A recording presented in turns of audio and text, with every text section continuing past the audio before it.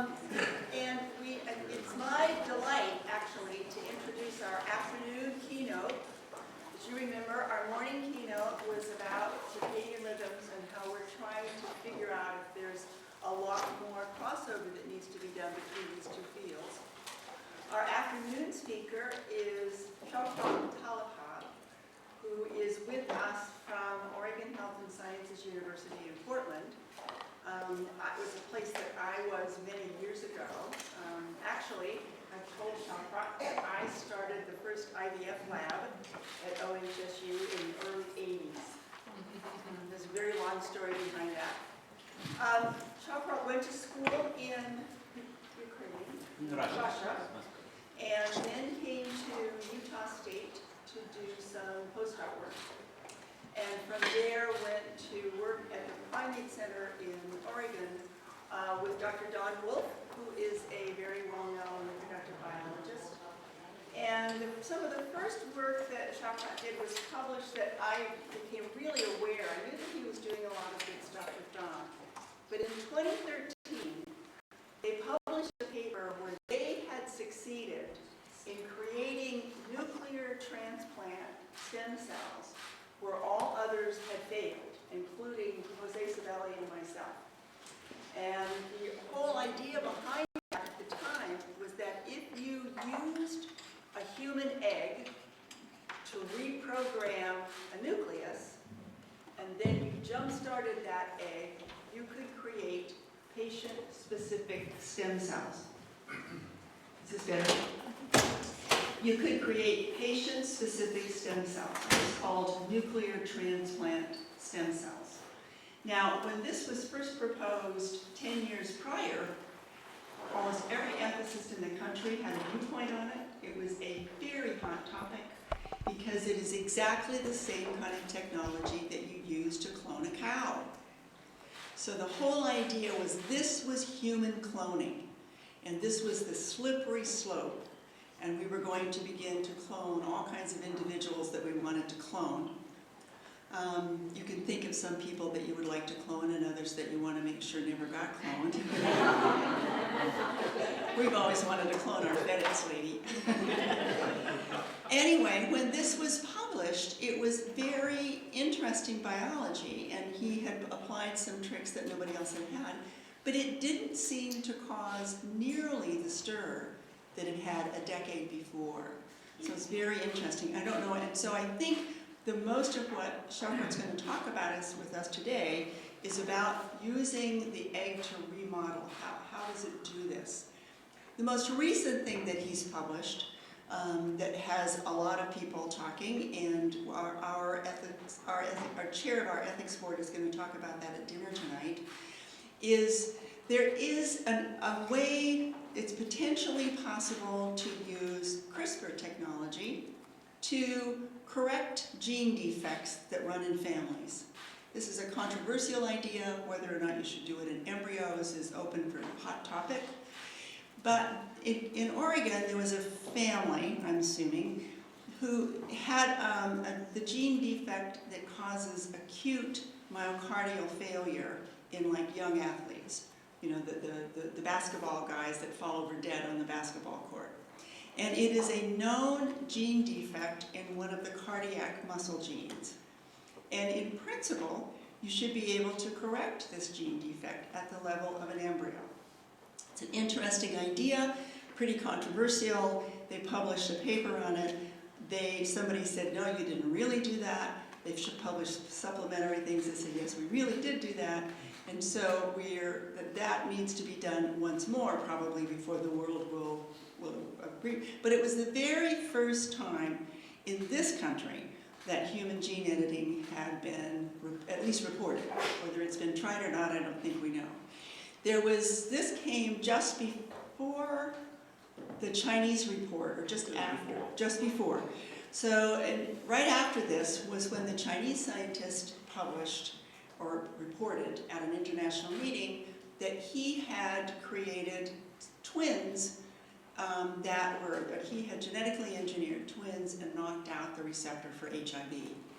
And this did cause a big to-do because unlike Shoukhrat's work, which has, I'm sure, a lot of ethics board discussion behind it, and IRB, human subjects review, right, just like we have to do. We don't know exactly what was behind all the work from China. I think we're comfortable that although he had talked with many people about it, I don't think there'd ever been convened a body to discuss it. Is that your understanding? He didn't really convene an ethics board like we have that to kind of go through the pros and cons and how you do this and where you do it and that sort of thing. So I don't know exactly where that work stands, and I think even more interesting right now is that nobody knows where that scientist is. He's kind of vanished and we don't know exactly what's going on there. So these are the two human embryo gene editing reports that we know of. I'm sure there will be more. It's an interesting topic that you can now do with CRISPR technology. But the big biology behind it is the power of the egg. And so this giant cell that is the source of all of us still remains a major mystery. And I think that's probably what Shoukhrat's going to talk about us today, right? Yes. Shoukhrat is now a professor of OBGYN at Oregon Health and Sciences University. Thank you, Anne, for a nice introduction, and thanks for inviting me to speak at this conference. I heard about it a year ago, and then I was disappointed that it kind of was discontinued, so I'm very happy that now it's back on again. As Anne says, my research is mainly focused on egg, or we kind of egg-centric lab, and I'll probably will continue what David Albertini said about the contribution of eggs to the embryo. And I'll try to convince you that it's not just the whole egg, it's actually cytoplasm doing most of what we know as totipotency and so on. As you know, we use now gametes, human gametes, to fertilize in vitro, and for whatever reason, in many patients, this process is not going well naturally, so we can actually recover eggs and sperm, and it's very surprisingly if you just mix them up and they will fertilize, and we have about 5 days of window when we could culture them and then transplant this embryo, and then we'll have a pregnancy. So this simple kind of cell therapy procedure, now it's become more complex. Of course, now we could do assisted fertilization if sperm really cannot fertilize themselves. And we have quite a few other technologies that are coming up. But one thing is that the IVF, even though up to 7 million children born so far, thanks to this procedure, is not that effective, particularly in terms of efficacy.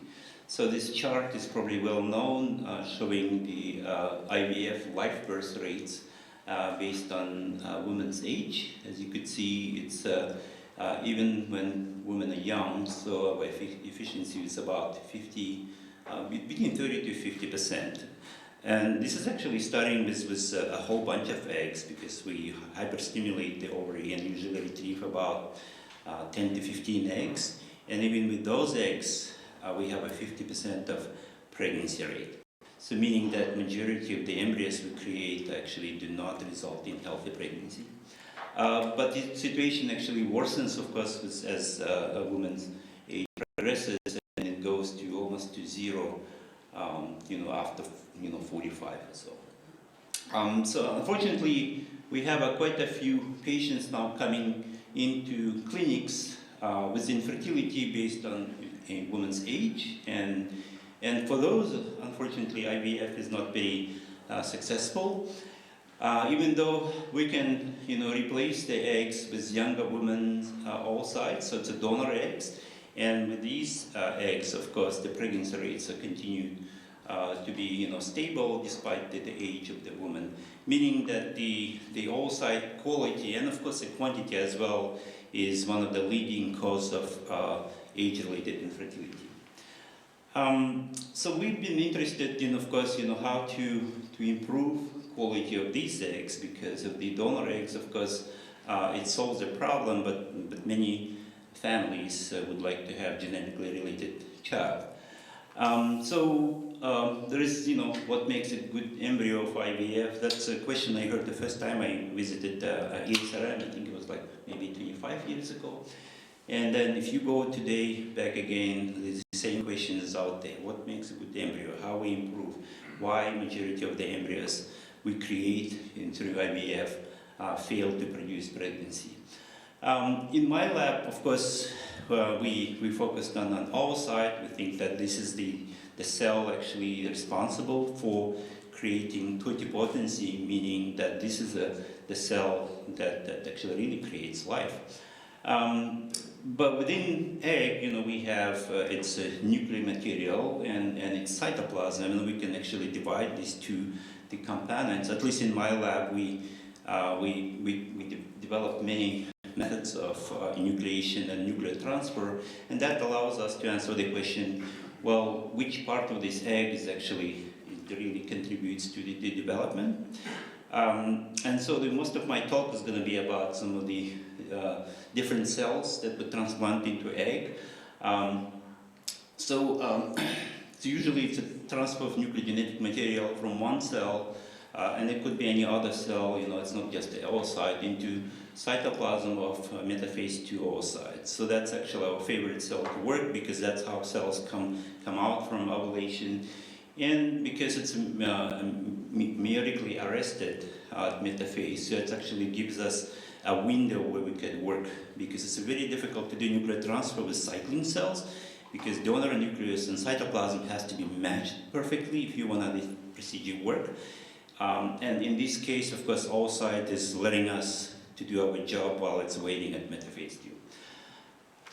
So the nucleus, of course, could be different of origin, the one we transplant, and based on that we have several forms of nuclear transfer. One of them is actually natural fertilization. We consider it also the form of nuclear transfer, because it's a sperm penetrates itself.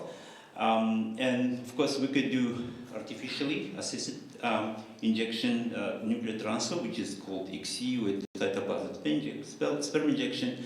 But more different forms of, I think, the experimental, it's a somatic cell nuclear transfer.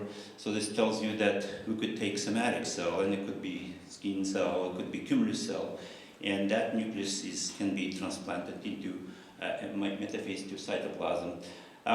We developed the other techniques. It's called spindle transfer, where we transfer nuclear genetic material from metaphase II arrested oocyte from one woman to another. So it's a procedure called spindle transfer, and the polar body transfer. So I'll tell a little bit about these procedures.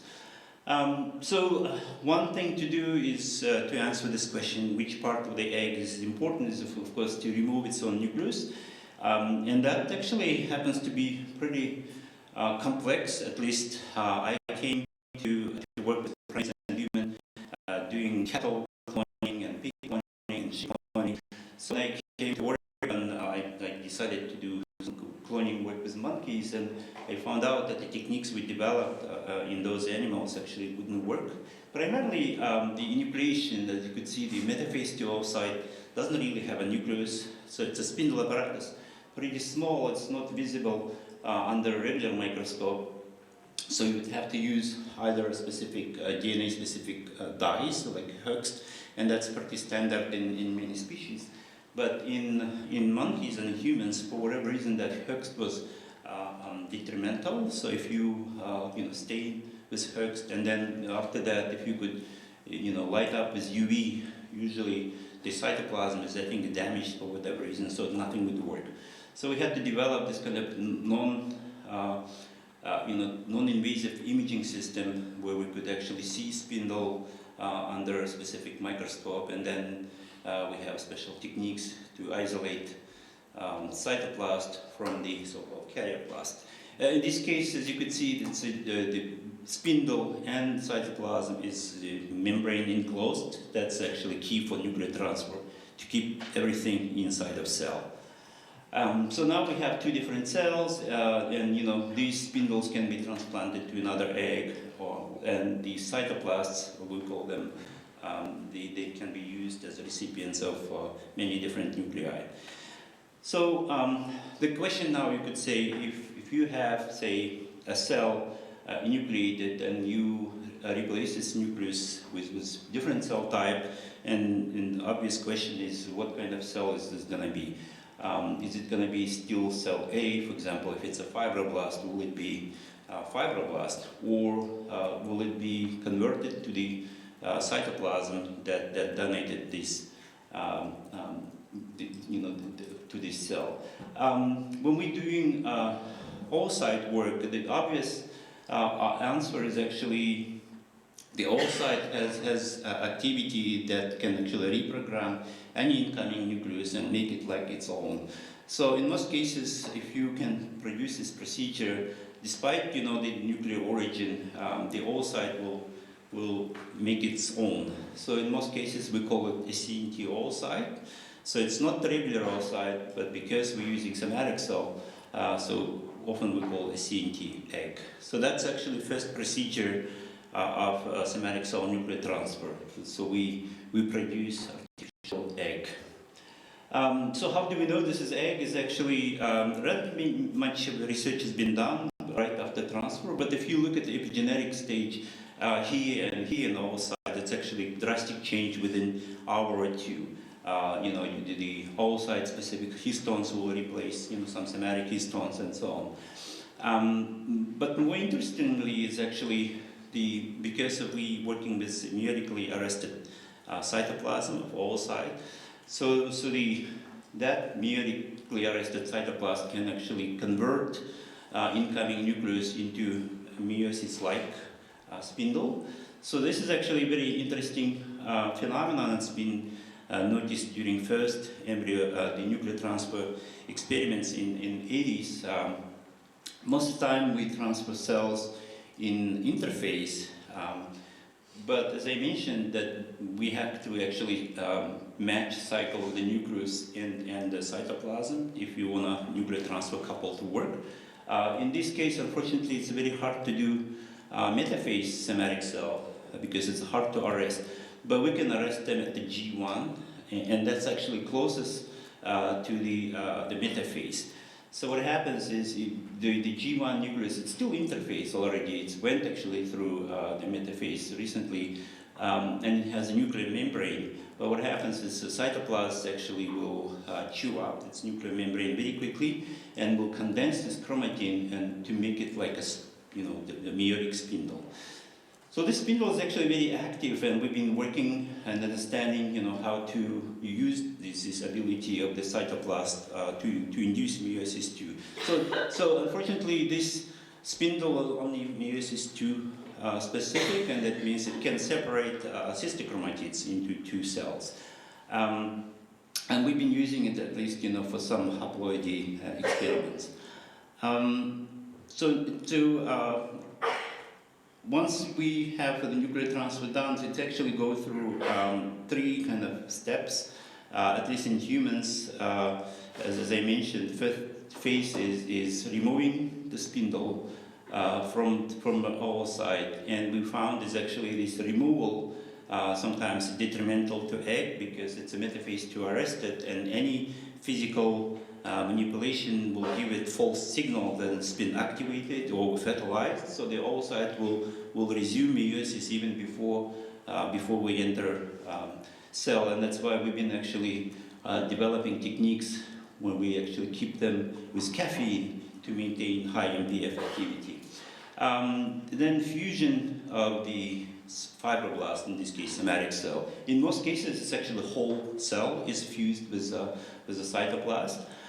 This is also a very important step, and the technique's been developed in animals by electrofusion. It happens to be very detrimental again for premature activation because the electroporation usually it contains calcium media that actually increases the calcium oscillations, and that actually induces activation.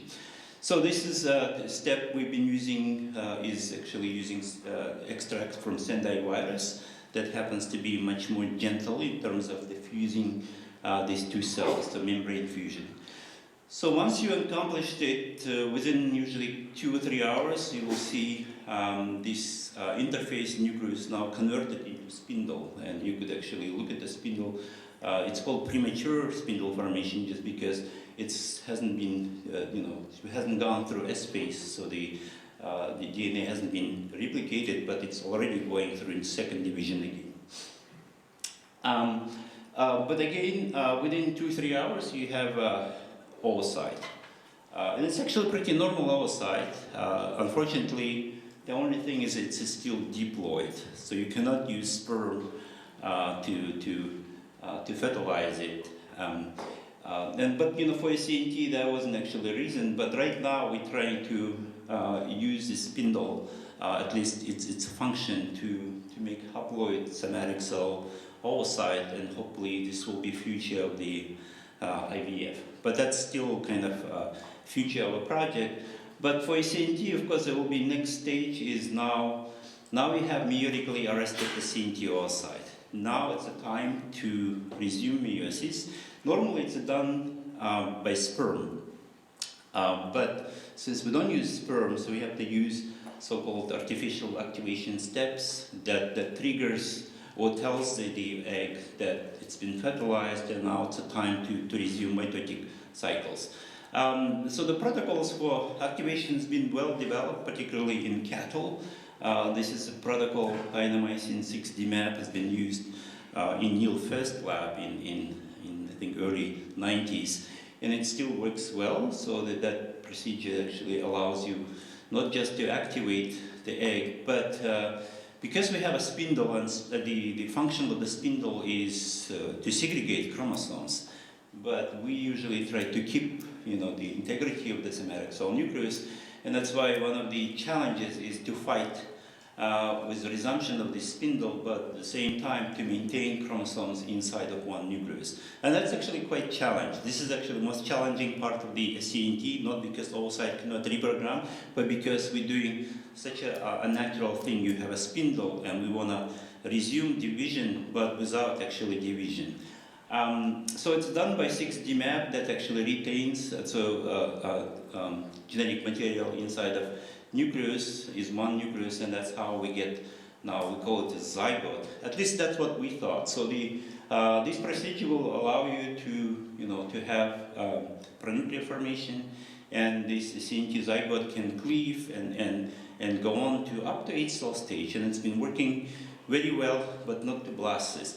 So we've been actually trying to figure out why we've done everything possible and still the embryos would arrest CNT. And one thing we found is that apparently this activation stimulus, maybe it's enough to resume meiosis, but it still doesn't probably mimic all the signaling that the sperm does. So that's a problem because we cannot use sperm. And one thing we thought is that there is reprogramming factors that induce totipotency, and they're actually present in unfertilized oocyte. But for whatever reason, they remain inactive or locked. So only fertilization will release them, and that's how the oocyte, the nucleus, and sperm nucleus usually will be converted to totipotent zygote. And apparently, our activation treatments never actually release these factors.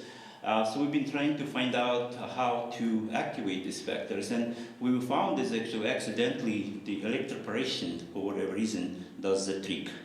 So we activate with inomycin DMAP just to resume cycles, but if you want these maternal factors, or what we call is unknown totipotency factors to go back to work, so you need to electroporate this CNT egg. So that's pretty much the protocol that we use now, and if you do this exactly, so you get pretty good development. And now you have a zygote.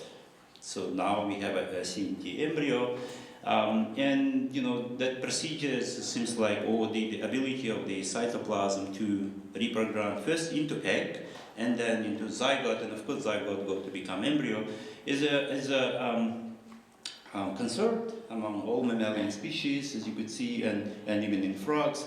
So all these cloned animals came from egg cytoplasm.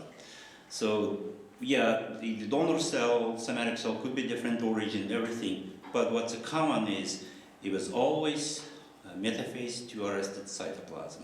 And that tells you that's where the totipotency factors are. They're not in the spindle of the oocyte itself. They're not in sperm. Of course, we need them, but the cytoplasm alone can induce totipotency and full development to these animals. This is probably not the full list of animals, but in humans, as Anne mentioned, of course, the goal wasn't producing, reproductive cloning, but producing embryonic stem cells. So in this case, that procedure they just described works really well in producing blastocysts. And then you could evaluate the embryonic stem cells, their pluripotency. You could look at the epigenetic, and we've done quite a few studies to comparing now these somatic cell-derived ES cells to natural ES cells, and we find actually very little differences, at least in the epigenetics. So this paper was published in 2013, so basically all these difficulties with CNT we described there, but one thing was the key is that the oocyte we used, we call it premium quality. That means it came from young, healthy donors with really good fertility. And we actually chose this woman based on the prior donation for IVF cycles for reproduction, so they would have really good pregnancy rates. So we didn't know what really specific in these eggs, but we knew that they developmentally competent. So we used these oocyte donors for our experiment, and then everything worked out. Versus to, as you know, many labs actually tried to work with leftover eggs from IVF cycles, immature eggs, and so on. So those are kind of what we call junk material. Unfortunately, we've been using for years, and others as well. They're probably missing cytoplasmic quality that we need. And if you use young oocytes, with really good developmental potential, then you could get, I think we could use actually one cycle of egg donation, which could be 8 to 10 eggs, and we produced 4 embryonic stem cell lines. That means it's very efficient once you have good quality eggs. And again, it should be good quality of cytoplasm. So the conclusions from all the cloning experiments, I guess, if you're looking into the oocyte, is that oocyte cytoplasm is actually can overwrite epigenetic identity of any incoming cell, and will produce oocyte-like nucleus. And then again, oocyte cytoplasm has the ability to induce totipotency. So the totipotency doesn't come with its own spindle or with a sperm or with any. So it's a cytoplasmic quality. It's still unknown what these factors are. It's those maternal factors that probably require such a long maturation. And then again, we think that oocyte cytoplasm, not the whole egg, is responsible for developmental potential and resulting good quality embryo. I mentioned to you about this residual meiotic activity that seems like we cannot get rid of, and we actually tried to use it to produce haploid oocytes. In this case, we used actually polar body ones. So if you use polar body 1 and replace metaphase to spindle, so polar body is actually initially probably it's a spindle-like material, but after separation it actually loses meiotic activity and it disintegrates. So there is no really meiosis. But once you introduce it into oocyte, the oocyte factors will rebuild new spindle, and the spindle is very active because if you fertilize now this egg, of course now it's a haploid because we were using polar body 1, so you could actually produce embryo blastocyst in humans. So this shows that this is probably a way to do or double number of eggs. The only thing is the polar body, at least in humans, its half-life is very short. So you need to retrieve and transplant probably within 1 or 2 hours after it's been expelled, because it goes through kind of spontaneous division, and that's how we have DNA fragmentation. And so you need to catch the polar body before that. So as far as I know, the this procedure is been now used in clinics, and I hear that there are pregnancy in humans with polar body 1. Again, what you need for this is a donor cytoplasm. Now, since so much lies in cytoplasm of the oocyte, the question is, can we improve now quality of those poor eggs, especially from women with advanced maternal age, by replacing the nucleus, basically by replacing the cytoplasm from younger donors. As you know, nowadays, these women actually forced just to get the whole egg.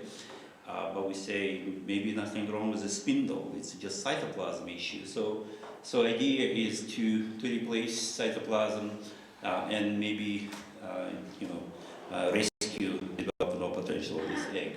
So the procedure is done by nuclear transfer technique, which is called spindle transfer. So as I showed you, that you could isolate cytoplasm from a younger woman egg and then transfer its spindle from a patient, and in this case, rest of it should be regular IVF. So it's a spindle transfer, but also it's called mitochondrial replacement because the cytoplasm actually comes with mitochondria, of course.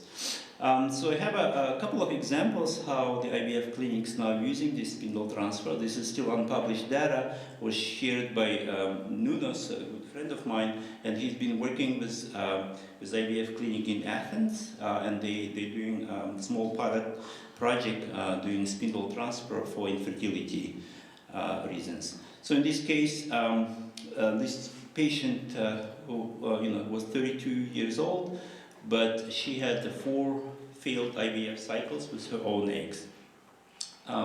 So she was offered to do this MRT or spindle transfer. So unfortunately, only 2 eggs were retrieved, as you could see, and both of them vitrified. And then after they thought they'd been spindle was transferred into cytoplasm of a younger woman, and they produced actually 1 blastocyst, and that produced healthy delivery just early this year, I think. And so this is one example that some forms of infertility can be improved. In this case, of course, the child would be genetically related to a woman. This is another case, it's much more difficult. This is a 39 years old woman, and they actually went through 11 IVF cycles. So some couples actually very reluctant to get the donor oocyte, so they will keep trying with their own. So in this case, she actually produced quite a few eggs, 6, and then they were all done by spindle transfer. And again, they produced 2 euploid normal blastocysts, and there is a pregnancy ongoing, at least the last time I heard. So now going back to this mitochondrial stuff, as you know, the oocytes also contribute in the cytoplasm genetic material in forms of mtDNA. So the mitochondria is actually contain DNA, and that encodes only 37 genes. So it's a very small genome and very simple. But at the same time, it's genetics is pretty complex. I've been working with mitochondrial genome for the last 10 years. So every year seems like we're discovering basics that we thought we all figured out. So one way is that I think David mentioned that we always thought that only women will contribute mtDNA to children, but now we know that actually males also contribute, not all the time. But the thing is, because the oocyte contains about 300,000 to 400,000 copies of mtDNA, the sperm only brings about 100, so there is a sheer number differences. So it's called heteroplasmy when you have a mixture of the 2 genomes. And of course, heteroplasmy could vary from 1% to 99%. And this, apparently, sperm mtDNA can be found in probably most of us, but it's in very small heteroplasmy levels, and sometimes it segregates into tissues that we normally never sample. It could be internal organs. But in some cases, for whatever reason, it goes through increased amplification, probably during embryonic development, and that's why its ratio in each cell could be up to 50 to 60%, and that's what we call as paternal leakage or contribution. But again, it's unknown how frequent it is and how significant its contribution is. But so far, we consider that it's mostly women would contribute majority of mtDNA to a child, and if she carries mutations in mtDNA, of course, it's a very important gene. Then we have a number of inherited syndromes caused by mitochondrial DNA mutations, and unfortunately, in most of these cases, PGD cannot help because almost every egg will contain mutation, but fortunately, some eggs will have a lower mutation rate because most mutations are heteroplasmic, meaning that there is a mixture of wild type and mutant mtDNA molecules. So if we cannot select, the embryo, pre-implantation embryo with low mutation load, so that means there is no PGD help for them, and so we've been actually offering this mitochondrial replacement, particularly for these women. So in this case, the procedure would be, the same as we described for infertility. It's a spindle transfer or MRT. In this case, the woman would carry mutations, her eggs, and we would use donor oocyte from a healthy donor. So the picture here actually shows you that when we transfer the spindle, it's not like a naked, so we bring it with a tiny amount of cytoplasm. It's a nuclear membrane, a membrane encoded, and that means we have a tiny amount of mtDNA co-transferred. So that's actually very little, initially at least about 1% or so heteroplasmy, and if the patient carried mutations, of course, that means we cannot really say that we completely eliminated mutations. So we lowered probably its mutation load, but again, about 1% persist. So those are actually the safety and efficacy considerations for MRT. So how much of this is carryover is small enough that you could actually discount its effect. Unfortunately, now we know that even that 1% could be dangerous. The other thing is the donor mtDNA, because this is actually genetic contribution, and the regulatory agencies who were looking into approving this procedure asked us whether we have to match mitochondrial haplotype of the donor to the patient. The question is still open. People working in the field, kind of split half. Others think that the haplotype doesn't match, and it seems like it doesn't match as long as it's a human. But the others think that the haplotype could be important, and that's why you have to closely match the mtDNA haplotype of a donor. So basically, you would have to screen donors and do sequencing of the mtDNA and select the ones that would be closely resemble the existing patient mtDNA. So we've been working in monkey model for years now. Actually, this procedure, spindle transfer, was developed in rhesus macaques. We published in 2009. Several monkeys, so the Mito and Draco, our first twins. They were born to, there was no, of course, mitochondrial disease involved. At least we don't have any macaques with that disease in our colony. But we used two different distant rhesus macaques, Indian and Chinese origin. They're actually quite distant from each other, even though it's the same species. And we found out that the mitochondrial genome sequence differences are very drastic, more than you would find between humans. Actually, it's almost like two different species. So we have this paper will be published soon, so showing some of the interesting things about matching and mismatching. And so these monkeys, we actually produced 5 of them. Now the adults, monkeys reach sexual maturity at about 4 years. So now they're 10 years old. So we've been breeding them. There was some suggestions that this distant mtDNA replacement somehow could affect their development and also their fertility, and for whatever reason, male fertility was considered to be at danger. But so far, all our 4 monkeys that we produced, males, were fertile. We looked at the sperm quality, nothing was wrong, and we decided to do natural breeding because we didn't want to use any XC to help. So they actually produced two their infants. So this is Micah's daughter, and this is Tracker's. One thing is interesting, of course. We initially thought, yeah, they produce the infants, but the mitochondria usually comes from mom, right? So males should not contribute, but we were wrong actually. And we have this publication showing the paternal contribution of mitochondria.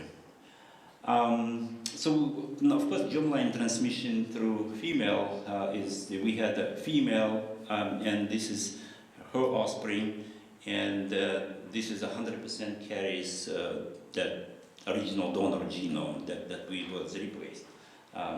So this is germline transmission of this donor mitochondria from, I guess, one of the grandmothers. As you know, the procedure is already applied and used, at least in outside of US and other countries where it's allowed or not regulated. So this is the first baby being reported, at least in publication, that also this family carried mutations in mtDNA causing Lee syndrome. And so the procedure has been done by replacing cytoplasm, and it's been done in Mexico. So this is at least the first case of use of this egg cytoplasm donation to produce, to help this family to have a healthy child. So the MRT highlights, it's actually one of the first forms of germline gene therapy. So now, as you know, there are gene editing techniques that mostly deal with nuclear genetics, but lots of considerations, particularly ethics and regulations, went through this MRT because it's been around for about a decade. So we consider it one of the first form of germline gene therapy, even though we don't use specifically gene editing tools, and it's done by replacing mutant genes rather than dealing with correction, because we have a hard time actually doing any genetic manipulations of mitochondrial genome. So in this case, we don't use a recombinant genome because it's the donor mitochondria comes from human population, from egg. That's actually very important. We cannot use non-germline mtDNA, unfortunately. So it has to come from another egg, and it has to come from another metaphase to arrested egg. So that's a key for this treatment. Because we basically remove whole complement of mtDNA, and it doesn't matter where the mutation resides, the procedure is applicable to all 300 or so different mutations that we know in human germline in mitochondria. And we think that it's all thanks to our ability to manipulate oocytes, understand oocyte biology, and its contribution of the cytoplasm to the development, in this case, genetic component of cytoplasm. One thing is actually mentioned to you about this tiny amount of mtDNA that we carry. Usually when we nucleate, we nucleate very tiny amount of spindle material, and then the donor spindle will come with tiny amount of this carryover, and basically we have about 1% probably mutant mitochondria. 99 is actually donor and healthy, and we initially thought that 1% never been known to cause disease, and we thought that it would be safe. But now we have some evidence that this ratio doesn't stay the same, particularly during early, probably embryonic and fetal development. One of the mtDNA can overcompete by replication bias, and very quickly you could have a return to this mutant phenotype. It didn't happen to a child yet, as far as we know. But it happens if you derive embryonic stem cells, and this phenomenon is called reversal. Very unusual, and it usually happens very quickly. The mechanism is poorly understood, but we think that it's something to do with replication, and it happens to be that not all mtDNA within the egg is replication competent. It's probably there are germline mtDNA that's maybe close to nucleus that's set aside for replication later. And unfortunately, when we transferring spindle, we're actually tapping that specific mitochondria. That could be one of the reasons. But again, this seems like one of the safety issues that we're dealing now with this kind of germline gene therapy. And with that, I would like to thank my lab members. Many of them still current, but others actually left my lab, but we still collaborate with many of them. And I collaborate with the IVF clinic that you founded many years ago. So I'm part of the clinic, and again, thank you for inviting me. I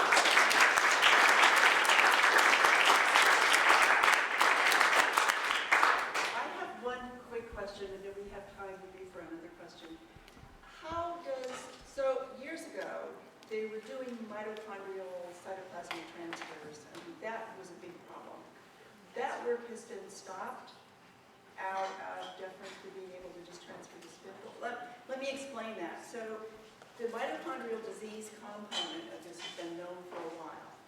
And years ago, maybe 15 years ago, to compensate for either defective mitochondria or diseased mitochondria, some laboratories transferred cytoplasm from healthy eggs into eggs with the defective mitochondria, right? Right. And didn't that cause some problems in some births? Yeah, apparently there was some births that they had chromosomal anomalies, I think, in some pregnancies. But that procedure was quite different, so it's not like they've been really replacing. They would just remove a little bit cytoplasm from donor oocyte and co-inject that stuff with sperm. Technically, you couldn't inject too much, and maybe 1%. So we're replacing 99, but that procedure would just replace maybe 1. Oh, most of the time it wouldn't replace, you just add 1%. So technically, you wouldn't get rid of mutant mitochondria, it wouldn't help much. But unfortunately, any manipulation with egg at that stage, injecting some foreign material, will induce some activation. And that's probably why they had some incidents of unemployed, I guess. But that's gone, right? That's not done. Yes, I think the cattle is here. She Yeah, probably can tell me. so actually, the only thing that in that procedure, those procedures were actually because the women had failed a lot of attempts, like 11 failures of IVF. The whole thing about mitochondria in terms of healthy or abnormal never actually was even thought about. It was the whole thing that Shoukhrat's talking about, which is that the cytoplasm has something in it that potentially could correct, but just like we're finding in all these things. So actually, Carol and I, when we told Shock, if you do that, we're going to test for mitochondria, that was only a tracker. So that data showed that, yes, there's, it can be through genomes. However, NIH wanted us to look at the outcome of the baby, when the babies got older. That was stopped by the FDA, but later on, Shock went back to do that and never saw evidence of free prep. Yeah. Yeah, the point is that the oocytes that received the mitochondrial sport did not have defective mitochondrial DNA. They were normal. Yeah, so those children are born, I think there was no evidence that they contained any amount of donor mitochondria, and that means probably wasn't much injected. Versus this is like the child I showed, it contains 99% of donor mitochondria, and you can do genetic, screening, and so that's the difference. So for paternal mitochondria, in normal fertilization, understanding is at least in Drosophila, the paternal mitochondria are actively destroyed. And I thought there was evidence also in mouse. Is that correct? So you do Yes, there is still some mechanism of proteasome-based recognition of the sperm mitochondria and active destruction, and that seems to be one of the probably mechanisms. how paternal mtDNA, even the tiny amount, is eliminated. But I guess there are, cases when it's not destroyed.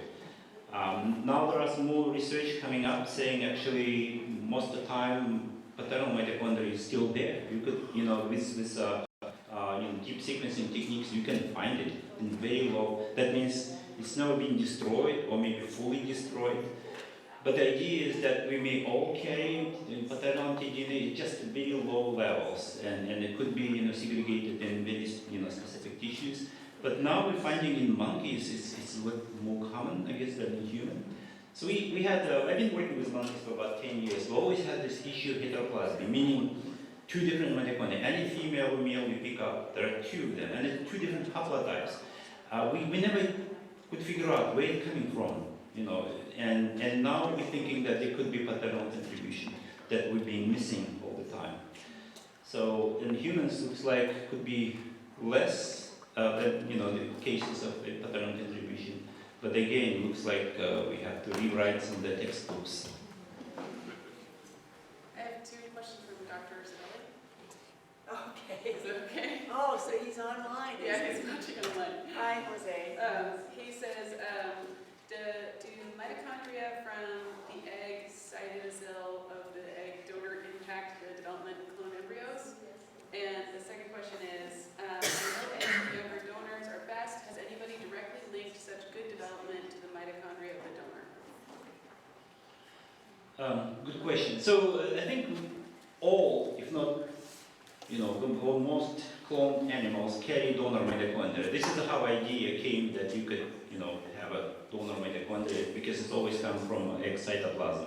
So technically, all cloned animals are hybrids, cytoplasmic hybrids. The nuclear come from somatic cell, mitochondria comes from egg.